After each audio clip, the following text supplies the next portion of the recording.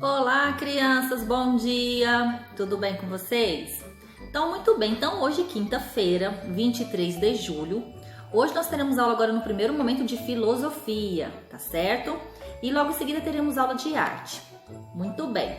Em filosofia, nós vamos trabalhar hoje a página 12 e a página 13, tá? Somente até a atividade do lápis na mão aqui, atividade até a letra B, tá certo? Da página 13. Então, muito bem. O que nós estamos trabalhando até então nesse conteúdo aqui de filosofia? Aula passada nós começamos a abordar aí sobre o natural e o artificial, tá? Sabemos aí que no nosso cotidiano, durante toda a nossa vida aí, nós nos envolvemos aí com todo as questões naturais, né? O ambiente natural, que são o ar, né? A água, as árvores, os animais, são então as questões aí naturais. E nós convivemos também com as questões artificiais, né? Como são o lápis, né? O caderno, o estojo, a mochila de ir para a escola, né? Ou seja, utensílios em casa. Então tem esse material artificial aí que nós precisamos dele também para o nosso dia a dia, tá bom? Mas o que é então a diferença entre o elemento natural e o elemento artificial? Muito bem. Sabemos que os elementos naturais são aqueles que não são produzidos pela mão do ser humano, tá? São elementos aí que são naturais, surgem naturalmente, tá? A gente não consegue criá-los, tá? Por exemplo, a água. Como nós conseguimos criar a água? Não tem como, né? A água é um elemento natural aí, tá? O fogo, como criamos o fogo? Tem como a gente ali criar o fogo simples assim? Não tem, né? Tem todo um composto aí químico para então a produção do fogo. Então a gente não consegue fazer o fogo, tá? Também tem aí a questão do ar, do oxigênio, nitrogênio. Então são elementos naturais aí, as árvores, os animais. Então não tem como nós criarmos isso aí, né? Então são elementos aí que surgem naturalmente, tá? Já os elementos artificiais são aqueles que são construídos então pelas mãos dos seres humanos, tá? Pela mão do homem, através então de ferramentas, maquinários, tá? Lembrando que para a produção de certos elementos aí artificiais é preciso então extrair da natureza alguns elementos aí para então a produção desses elementos artificiais. Como o que, por exemplo? Lembra que eu coloquei para vocês aí como lápis? O lápis, ele é produzido então na indústria, não é? Mas para a produção desse lápis foi necessário então o quê? Ele é de madeira, então é extraído então das árvores, tá? Outra coisa também aí, o papel. O papel, ele é extraído então da celulose, que vem também das árvores, então é produzido na indústria. Então, o que quer dizer? Que alguns elementos artificiais aí precisam extrair elementos da natureza para então a sua produção. E então chegar para nós aí para trabalharmos aí no nosso dia a dia, no nosso cotidiano, tá certo? Então, muito bem. A atividade de hoje, da página 12, nós vamos então fazer um debate, nós vamos conversar aí sobre esses assuntos, tá? Vocês então vão pensar nessas perguntinhas que tem aqui, ó, na hora de filosofar, tá? São essas perguntinhas aqui, ó, essas perguntas, tá? Nós vamos então debater durante a aula virtual, tá? Na sala virtual. Nós vamos comentar sobre isso aqui, nós vamos conversar sobre as suas dúvidas, as suas perguntas em relação então ao que é natural, ao que é artificial, tá? Perguntas essa como: que motivos levam alguém a criar produtos artificiais? Como seria sua vida se nenhum elemento natural fosse transformado por meio do trabalho humano? Todo elemento natural é benéfico para a vida humana? A existência de produtos artificiais é bom ou ruim para as pessoas? E para a natureza? É possível substituir todos os elementos artificiais utilizados atualmente por elementos naturais? Olha que pergunta interessante. Última perguntinha.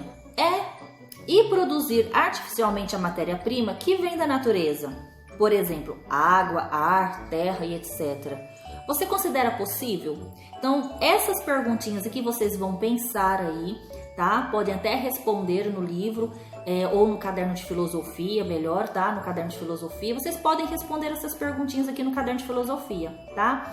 Para então a gente voltar então à nossa sala virtual e nós já termos então respostas aí para a gente poder então conversar e debater sobre esses assuntos, tá? Que é muito interessante então a gente conversar aí, tirar nossas dúvidas sobre o que é o natural, o que é artificial, o que a gente pode fazer então para substituir talvez aí um elemento artificial sem ter que buscar da natureza algum produto aí para poder então fazer os equipamentos, né, os materiais que a gente necessita no nosso dia a dia.